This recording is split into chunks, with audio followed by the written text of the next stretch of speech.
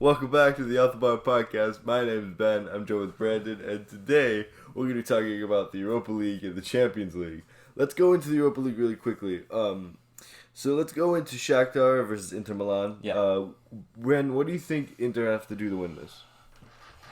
Just play Shakhtar. Just play them at a full strength squad. I mean, they've been really good in this tournament. I think it's proving as to why. They beat a strong Leverkusen side. Like they had a much difficult. They've had a more treacherous and a little bit more difficult teams to play than United have, in this tournament. But yeah, Inter Milan. I think it's definitely something up for Inter Milan, Manchester United. Final, but for Inter, I think it's honestly just keep doing what they're doing. They press a lot. It's Antonio Conte, so they press a lot. They attack a lot. Try to hit you on the break. So I think it's just keep doing what they're doing. Shakhtar, obviously the underdogs, but I wouldn't be too surprised if they pull out a win in this, or if they try to make this game a little bit competitive. Shakhtar did beat Wolfsburg and Basel to get to where they are right now.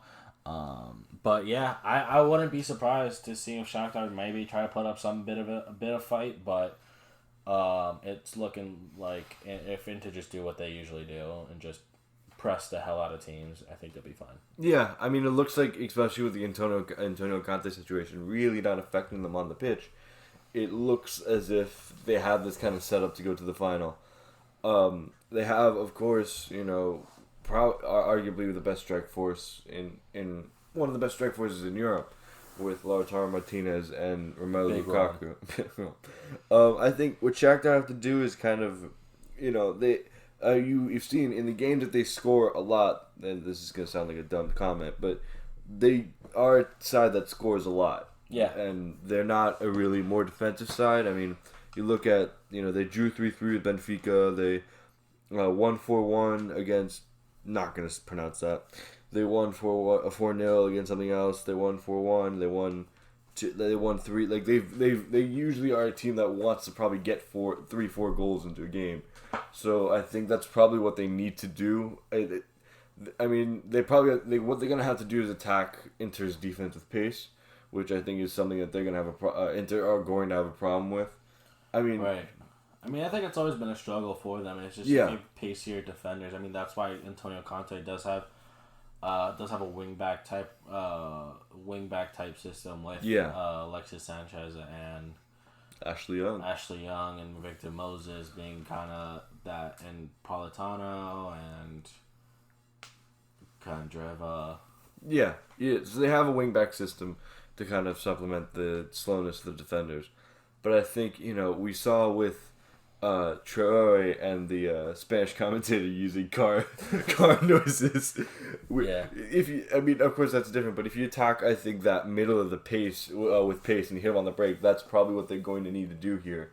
I do expect Inter to win this one. I think it's going to be a lot closer than people would. It's going to be closer than people would expect. Right. But I will say I think Inter are going to pull out with this one. So going on to the next game, you also believe in Inter winning? Yeah, no, for sure. Listen, Shakhtar could make this game competitive. I said that same thing about Leverkusen last time, but Shakhtar could make this competitive, but it's going to be Inter. Yeah. Okay, so Sevilla versus Man United. Last time Man United played Sevilla, things didn't go well. I remember watching that game thinking, we're going to win this, right? And after 90 minutes being like, why didn't we win this? But I think... well, we had Mourinho. But no, I think for Man United, they're probably going to go out with a strong lineup. I do suspect Romero starting, though. It seems like, you want to keep kind of the players that are playing, like, still playing. You don't want to give De Gea a shout, because if he messes up once or twice, that could be the game.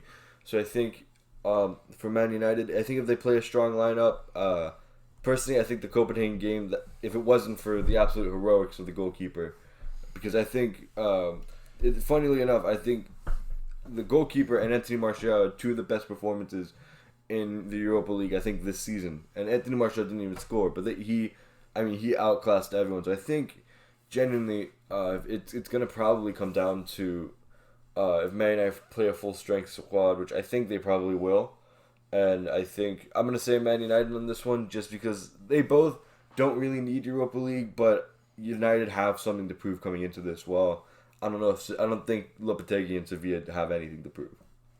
Yeah, no, for sure. I think what's going to be interesting, though, is how Man United are going to keep up with the likes of Regulion and other pacey attacking players that they have. I mean, Regulion's more of as a left back. But, yeah, for sure, when they played Sevilla, I mean, Ocampos as well, when they played Wolves, I mean, they just kind of, they were more dominant, honestly. They were more dominant, possessive. Wolves try to sit back and on a break, but that didn't really work. And Campos at the 88th minute came up with a big goal for them. Yeah. Yeah. No. Wolves just sat back, and honestly, this is going to be entertaining because these are two attacking sides, Man United and Sevilla. Yeah.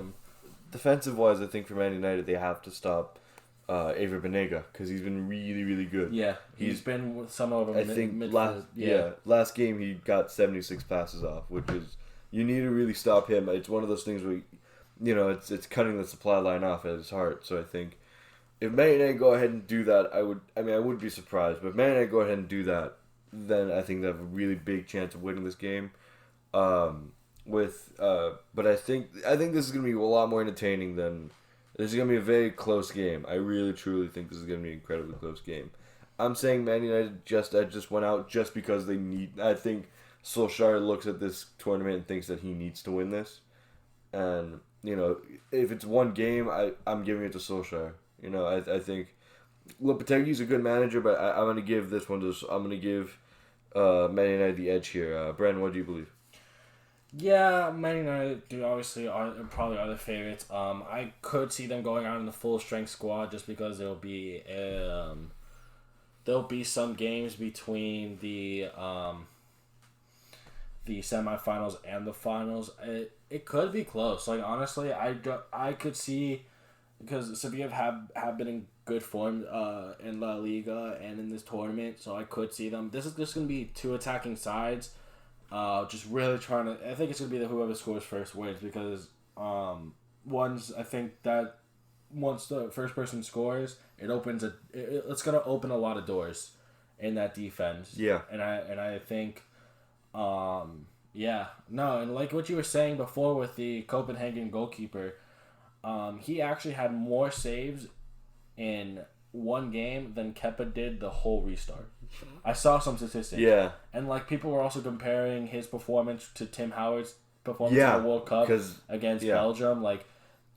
Listen, I mean, no, I'm not taking away any credit from the Copenhagen goalkeeper, but two very, very two very difficult opponents that underdog goalkeepers, underdog sides had to go up against, and both pulling out great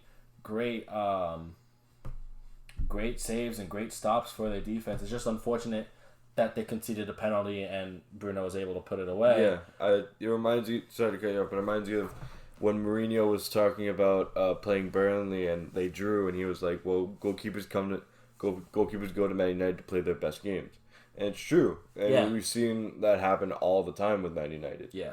So I think I think that was a one-off game. I think if the goalkeeper played the same way he probably played in the entire tournament, I think he probably would have.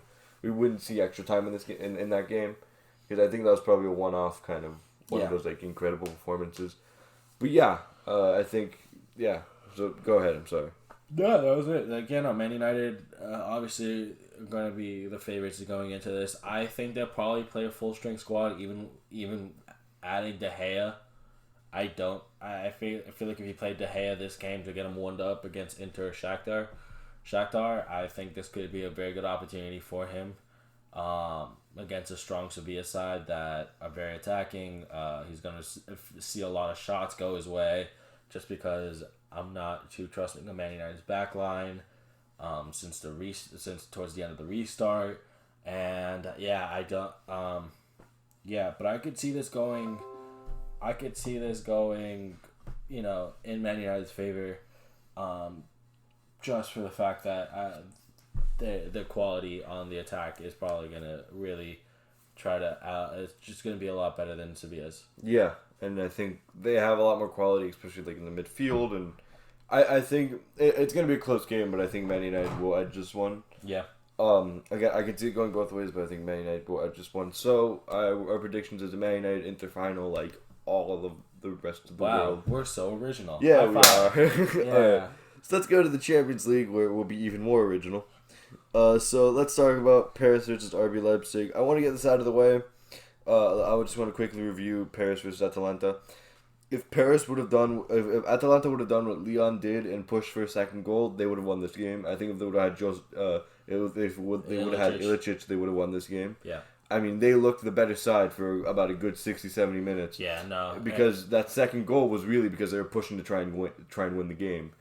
I mean, their defense looked really, really good up until the end. Palomino, especially for me, really stuck out for them, and I think, they just looked, like I was listening to the commentators, like they were talking about Zapata, and they were like, he's tired, he should leave. They were really, really tired at the end. Yeah, no, they just honestly, I think PSG really took advantage, especially that last 15 to 10 minutes. Really took advantage of Atalanta being just exhausted. For sure. I totally agree with what you said there. I think, though, it's very, like, if they could have held on, if Atalanta really pushed for that second goal, but I actually have to, like, agree with how they did. They kind of just maybe sat back a little bit more. No, I know, but I'm saying, like, if they would have done that, they would have been able to sit back and defend. Right, no. And obviously, both goals just came off of, like, rebounds or something like that? Like, they were both, like... one of them was a cutback to Choupo-Moting, and the other one was... I think they're both probably either cutbacks or rebounds. Right, so it was definitely two goals that, seemed a little bit unlucky, but honestly, stats-wise, they're almost similar besides in possession, and that was just because, again, after they got that first goal, they probably wanted to sit back a little bit, put the pressure on PSG to tie the game, and try to really overcommit their offense. And I think it was a tale of two times. It was the before Mbappe and after Mbappe. Right, because I think what really killed him was bringing on Mbappe. Because his pace was incredible. Yeah, obviously Marquinhos and the Stoke reject Choupo-Moting. Stoke legend now. Oh my god. Coming up clutch for Paris. But yeah, I do have to agree. Atalanta probably should have won this one if those two goals didn't go in or if they kind of pushed for a second goal. But, I mean, it is what it is. Let's move on, though, to the RB Leipzig Atletico game. I think personally, this game could have gone either way. It wasn't like a team that stood out incredibly. It was one of those games where one team had a good shot at winning, and then the other team, it was one of those like. Well, honestly, it was almost a tennis game. Honestly, that first half really kind of looked both-sided. Yeah, like they looked competitive. Obviously, both couldn't really finish their chances. Like Leipzig had a lot of chances. Atletico didn't have not as many, but they still had a pretty decent amount in that first half. Yeah. But then in the second half, Leipzig kind of just took over that game. What mostly happened was Upamecano canceled out Diego Costa. Yeah. I mean, someone should have signed him for $60 million when they had the chance. Yeah. I mean, he looked immense that game. Yeah, he was one of the standout performers. He was quoted for even like 30 to 40 million before he signed that contract extension. Yeah, I mean, geez. So like for sure. So Dani Olmo with a goal, and then Joao Felix with a penalty ties it in the 71st minute. Joao Felix looked really, really good. Yeah, in this game honestly as well. though, I feel really bad that he's playing in Simeone's system. I mean, yeah. I feel really bad. He's an attacking player playing in a system that likes to play conservative. And also you have like Griezmann as well. You have players that have shown. Griezmann's more of a facility. Yes. No, but you have players that have shown that like attacking wise, he's pretty smart. Like Morata had a good season. Like yeah, you're right. But like honestly, I feel bad. I think there's just a lot of pressure. I don't think he's a 120 million type player just yet. And I think honestly, Atletico spent the money that they got from Griezmann. If Griezmann never left or they didn't get the 110 million that they got from Griezmann, probably be at Man City right now. Joao Felix, like, let's call it. But the winner came from Tyler Adams in the 80th minute from a deflection. Yeah. But See, Americans can do well. I mean, yeah, Pulisic, obviously. I mean, we talked about it in our MLS video, so go check it out. Why Americans could be the next big team, soccer-wise. So Tyler Adams with a deflection goal, but honestly, I don't think he's going to care. Leipzig go through 2-1. Final thoughts on this game, Ben? It was either team would have done well, I think. Yeah, I think either team really deserved to win it. It was a really... I mean, I like what you said about, like, it was a little bit more RB Leipzig sided in the second half, but I think either team, like, if Atleti would have won, they would be like, okay. Yeah. Like, it wouldn't have been like, oh my god, they shouldn't have won. It was... Right, yeah. You know. So, we're going to go into the big thrashing now. The absolute penetration of Barcelona. No, don't say penetration. Don't want to get demonetized. You know we're not making any money off this. Absolute destruction. Fine. Just so you know, out of the 10 goals scored, Bayern scored 9 of them. Nah, they should have saw something coming when Alaba scored an own goal, kind of laughing. I was like, why is he laughing? You just scored an own goal. Then Hey, go on to score. No one was like, yeah, don't worry about it, dude. But honestly, though, Barcelona almost not deserved it, but they could have seen this coming. They should have. And there was a lot of post-match stuff that we're going to get into in a second, but let's just go through the goals. Thomas Muller in the 4th minute, that was a beauty of a goal. Like, great goal. Perisic in the 21st minute just got it on his left foot and just rocketed past Ter Stegen. Gnabry in the 27th minute, I'm just reading off another great goal. Muller's second goal, which honestly is my favorite one of his, that little 1-2 to Lewandowski, that was pretty good. Nah. Robert Lewandowski. Oh my god. Robert is not winning the Ballon d'Orski. Should have won the Ballon d'Or. But honestly, and then obviously we had the David Alaba own goal in the 7th minute, but then Kimmich in the 63rd minute, and then was that the one with Alphonso Davies made? Yeah, that was the one that he set up. I watched it. You know, when, like, on FIFA when they just like make a god goal and it's like, oh, you can't. That was that. I was like, bro, how could I'm telling you, Alphonso Davies cooked Semedo. Like, honestly, Semedo just it was almost like the Roadrunner versus the Wile E. Coyote. No, is it Wile E. Coyote? It's Wile E. Coyote. Okay. No, Tasmanian Devil. Nah, Tasmanian. Nah. You got to get up on your Warner Brothers comics, bros. Nah, it's Wile E. Coyote. He goes to You're right. It's Wile E. Coyote. It's Wiley. Tasmanian Devil's the one that's like doesn't speak English. You're right. My bad.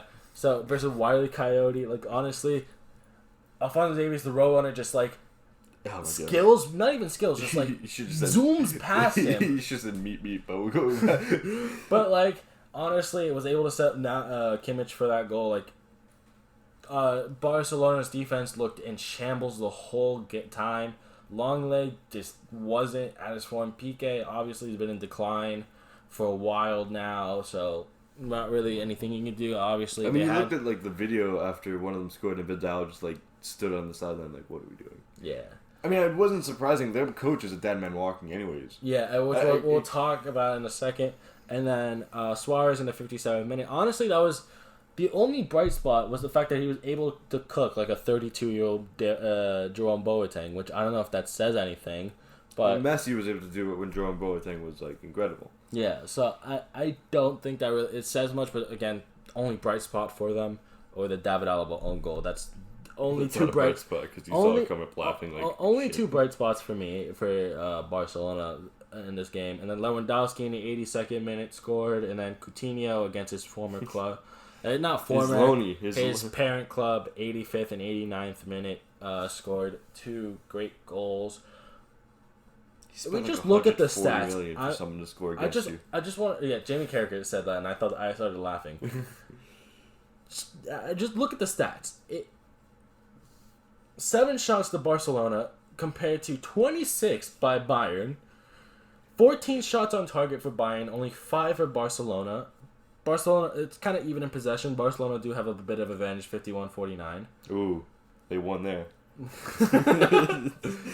But honestly, from the start, Bayern just kept attacking and attacking and attacking, and Barcelona just their defense could not keep up. No, their defense could not keep up, and I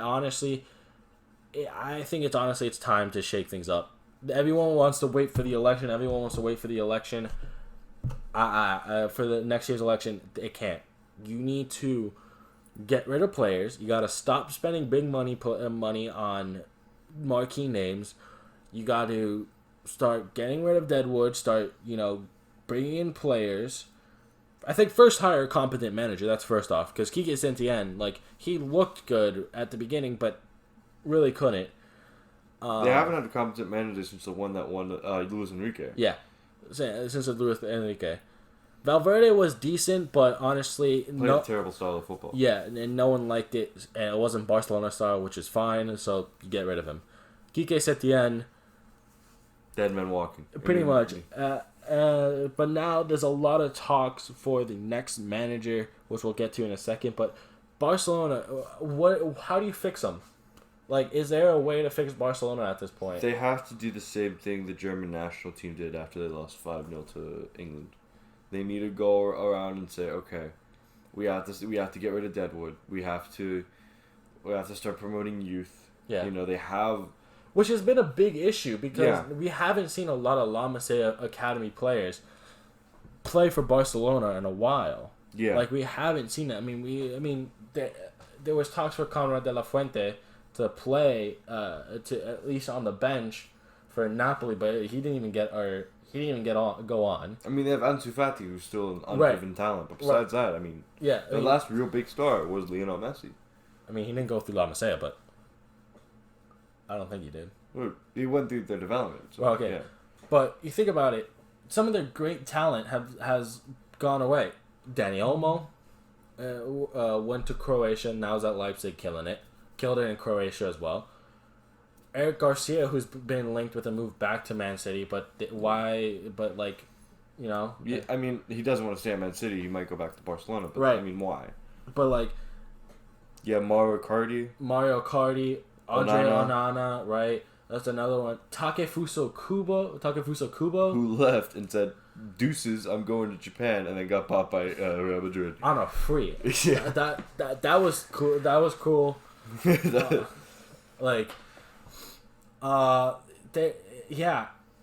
so. They're not even playing guys like Ricky Puig, Oriol Busquets. There's just a lot that they're not even playing or developing or allowing first team football for. Elena was another one that looked promising. Yeah, so Cucurella, who they put on loan, who looked well, but Cucurella has looked well, so he might be come back. They have Pedri from Palma, so that I think also looked a bit decent. But again, I think it really starts with, like you said, promoting the youth. But how when a lot of the youth gets shipped out to play first team football in other places? Well, it's breaking the stereotype. Would they have to do that first? Right. With Manchester United, the stereotype was that they were going to, post Fergie, was that they were going to do the same thing that Barcelona was doing. Was that they're buying marquee talent, then they're underperforming, and they're going to keep buying. But now we've seen with people like Mason Greenwood, with Rashford, with Williams, with Williams, even with people like Ted and Mengi who are getting shots, with Tay Strong who's getting shots. Tuanzebe is another one. If he wasn't injured, he would be playing this right. year. Yeah. So it's breaking the stereotype. It's being able to say, okay, let's have a plan. Let's not win these next couple of years, so that we can have this talent here. Yeah. It has to be the revamping of La Masia, I think, to be able to bring Barcelona back to glory, because people are like, oh well, Real Madrid don't do the same thing, but Real Madrid have never not never, but Real Madrid's big thing wasn't their ever since they have their I can't think of it. It's 2 a.m. I can't think of their Galactico. Yeah, ever since they have the president, you'll think of him. No, but ever since they have the president, their whole thing was let's buy the best players. Which they have, to be fair. It's not like they haven't. No, to be fair, they go after Galactico signings. They're also smart with who they buy. For the first wave, no, because they only won one trophy. But the second wave of the Galacticos, yeah. They're smart at who they buy. Kaká, Ronaldo, Bale, Benzema.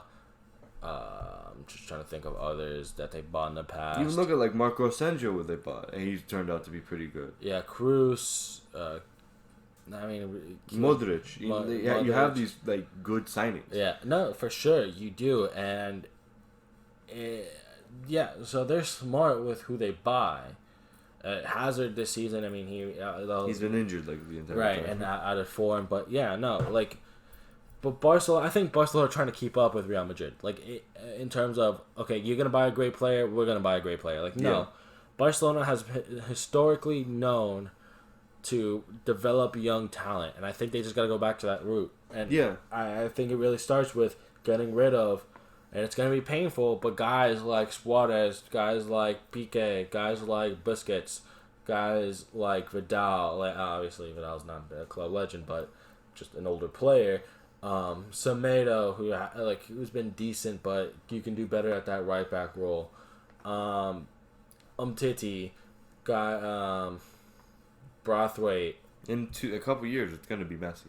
Right. Listen, Messi's gonna go eventually, but I think it's now time to plan for the future post Messi, but also still trying to surround them with quality talent and start buying some quality players. They did that with De Jong. They did that with Lenglet. I think it's quality young players as well. Right. Because they signed Arthur. He had a good year, and then they moved him away because the board needed money. Yeah. No. Yeah, for sure. And what, now you bring in Pjanic? Old. Yeah. No. Arthur was going to be a great signing, but they messed that up. But yeah, now there's been talks for their new manager. Obviously, after the slashing, Quique Setien obviously got sacked. 3 names being thrown out: Pochettino, Xavi, and I'm blanking on the last one. I know Pochettino and Xavi have been 2 big ones that they've been talking to. Xavi in particular. Ben, who do you think should be the next manager? Most likely, I think it'll probably be Xavi. I like Pochettino. I really, truly do, and maybe that high press attacking style might work. Well, to be honest, he also said that he wouldn't coach Barcelona because he coached Espanyol. I know. That's what I'm saying. It's most likely going to be Xavi because Xavi has coached the team in Qatar, I believe. I like Mr. Pochettino as a coach. I thought he would have been a great fit at United if it wasn't for Solskjaer, but maybe I don't think he's going to be there. So I think it'll probably be Xavi. They're probably looking at the situation right now. Okay, we need that kind of feel good factor back. Give us one of our best players in the past couple decades. Right. I think it'll probably be him, especially. I believe Eric Abidal is still one of the major people in the board. Yeah, in that board. Yep. Yeah, so I think he's probably gonna get it. To be completely honest, he's still probably on good terms with Messi.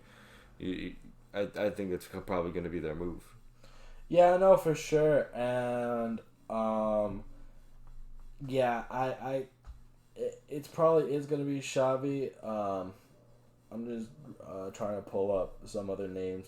Pochettino, like we said, Ronald Koeman's another one that's being thrown out there, as another one, and as well as Allegri as another one, a former Juve boss. I think the key is probably to get Xavi. I think Pochettino might.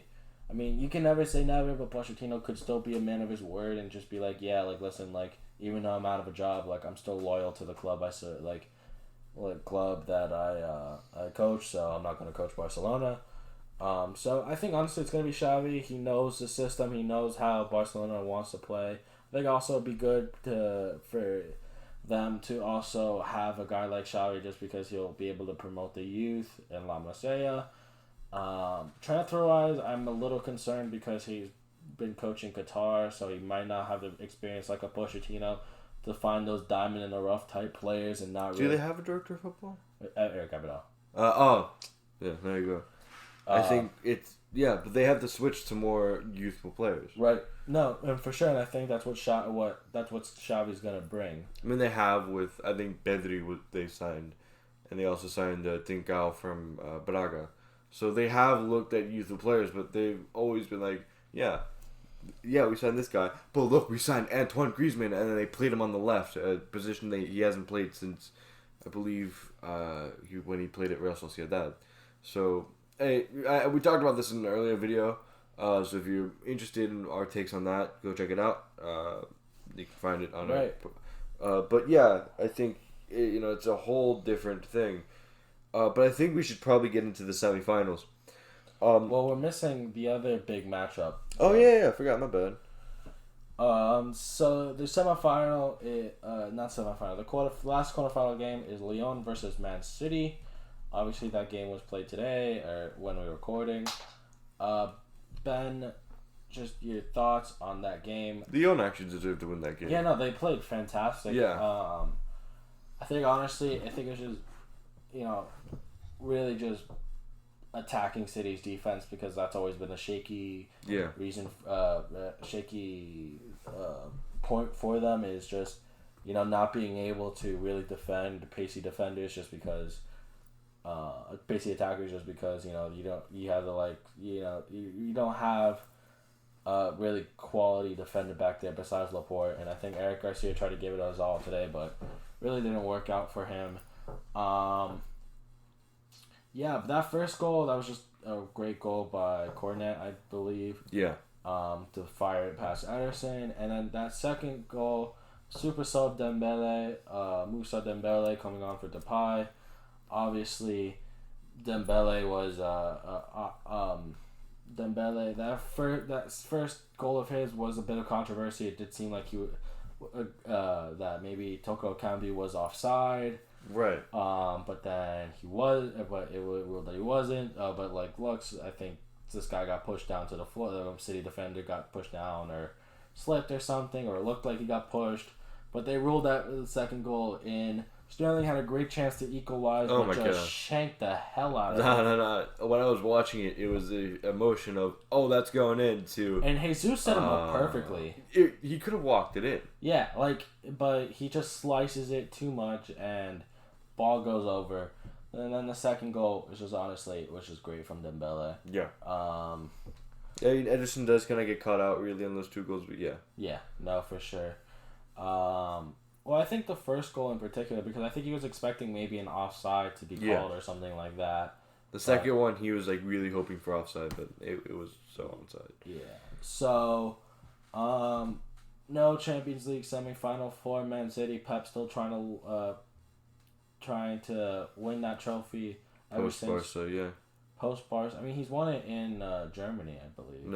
No, he didn't. No, Karl-Heinz Rummenigge won it for. In 2013. You're right. I forgot.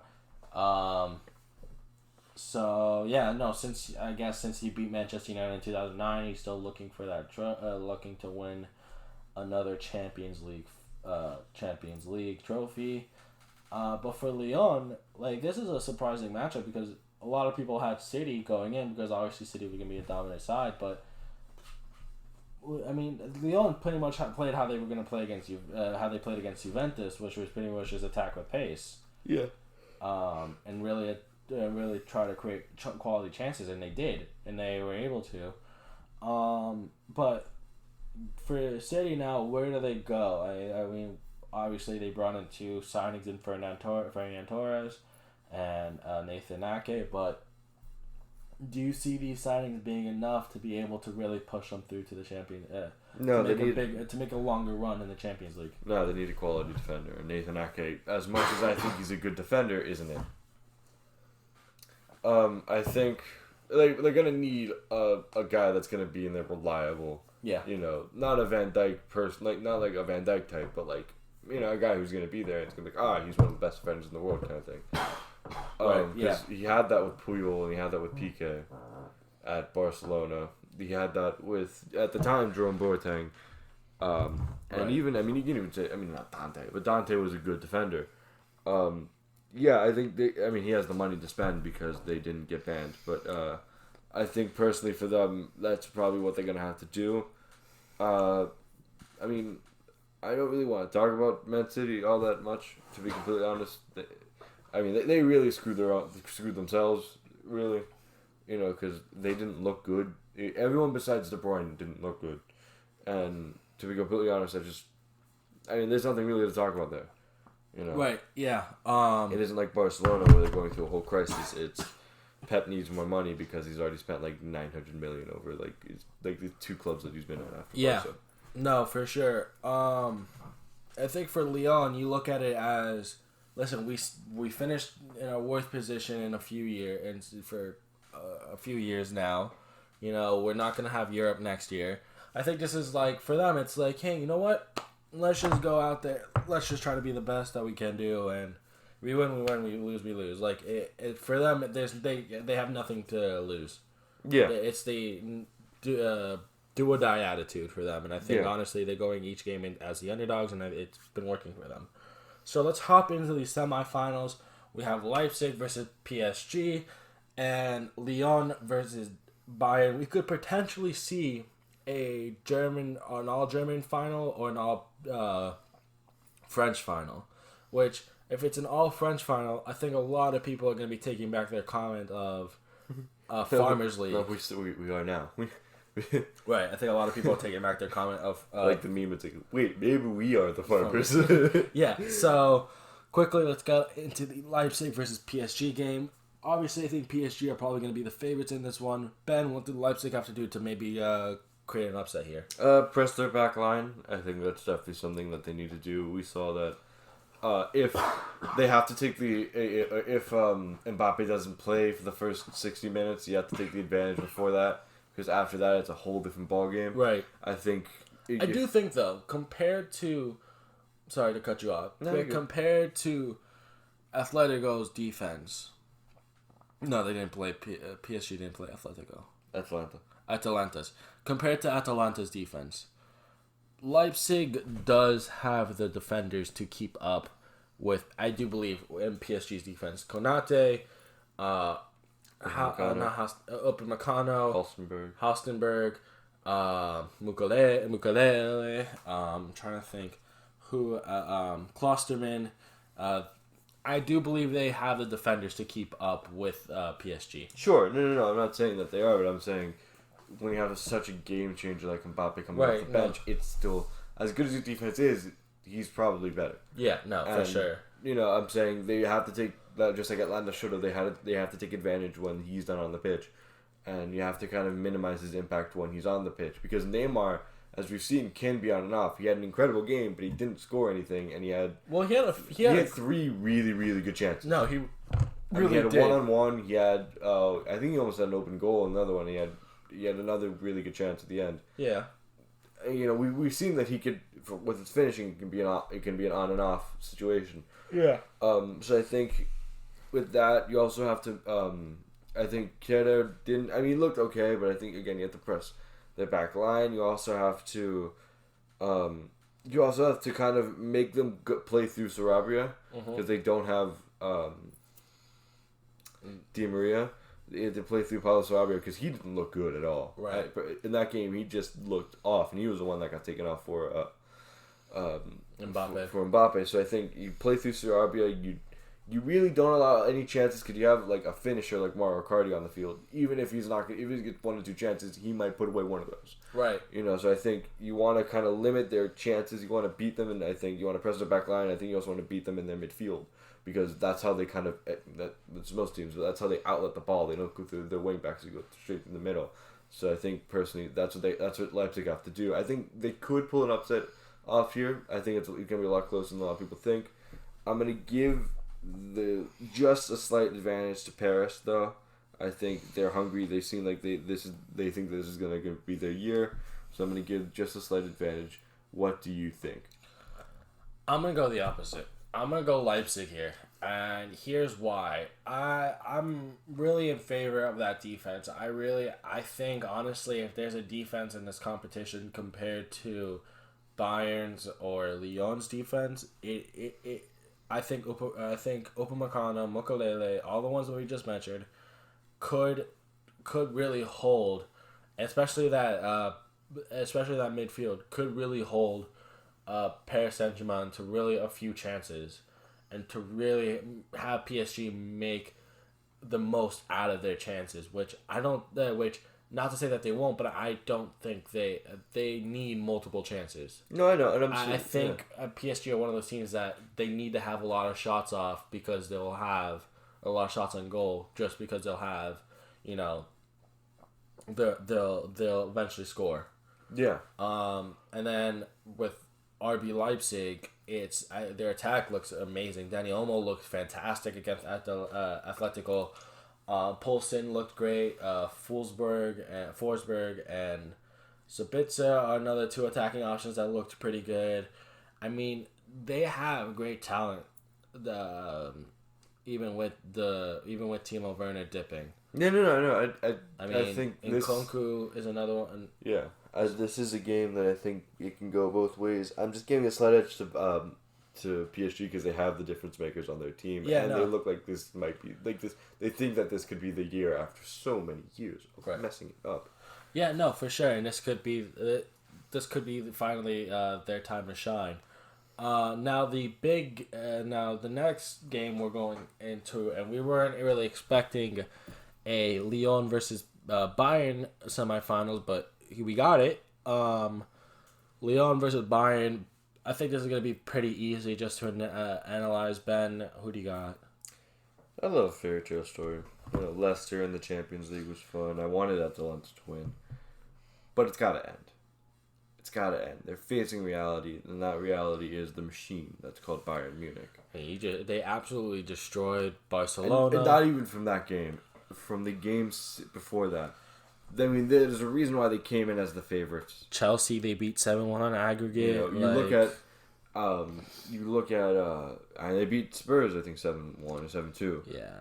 I mean, you look at kind of the idea that Mueller had, when he said he's like, we want to come in and make sure that they don't even have a belief that they can win. I love Lyon's story, and what I'd like them to get to the final and have a show off against either PSG or Leipzig and win. That'd be fantastic. But this is going to end. Yeah. And I hate to be the harsh person, but this is ending. Yeah, no, I definitely can agree with you on that. They just have too much attacking talent, too much depth. I can't see a way that Lyon win this. It's not gonna say it's gonna be ugly, but it's going to get to the proportions of maybe Barcelona again. Like they could be scoring a lot of chances. I'm on the notion that if Lyon, how they're gonna win and how they're gonna score is playing off Bayern's defense, which they make Bayern's mistakes on defense, which they make very little. Yeah, they honestly are so airtight and air packed on their defense. The thing is, you said you talked about hitting, pressing Man City's back line and hitting them with pace. They have Alphonso Davies and Joshua Kimmich as their fullbacks. Yeah, and not to mention David Alaba is still a pretty quick defender. Yeah, you can probably beat Jerome Boateng, but then you have arguably one of the best goalkeepers in the world in really good form. Yeah, and then you can also have a human-sized Hulk in Nicholas Sewell. Oh my god! Or Lucas Hernandez, even another pacey defender. Like you have a lot, and I could see this for me it's going to be an all German matchup. Ben has it as PSG versus Bayern. Actually, before we sign off on the I don't think it'll be that bad, the Lyon game. I think a lot of people taking Barca way out of context here. I think Barca made a lot more individual errors in the game that really led to their goals and stuff like that. But I you know what? I'll give it this. Lyon have always been against the odds makers. I'd be shocked, but if they win, it wouldn't be the most surprising thing to happen during these two ties. No, for sure, and I definitely think that this is going to be a very, very, very, very interesting matchup. However this goes. But I think that is going to wrap up today's video. Hope you guys do enjoy. Hope you guys do enjoy the UEL and UCL semifinals. What you guys think of those games? Let us know in the comment section down below. Let us know about your opinions on those matches that we talked about. Were we right? Were we wrong? What do you think? Who do you think will be in the final for those two competitions? But yeah, hope you guys do enjoy. Again, make sure you guys like and subscribe if you guys did like the videos or you just like the content we see. Check out some of our other previous videos. We also just did a collaboration with Backseat Banter on their channel, and we're gonna have a video up on our channel with a collaboration with them on our channel. So a link to their channel will be in the description, and their Spotify will be in the link in the description, just to hear our beautiful voices again on another channel. Yeet. Other than that, make sure again like and subscribe. Twitter and Instagram are gonna be in the description also down below, so don't forget to go ahead and follow our socials as well. Ben, any last words to people? Enjoy soccer while it lasts. The Champions League final is going to be on Sunday, so life is fleeting. Buy a goal. The universe is a fake. All right, bye.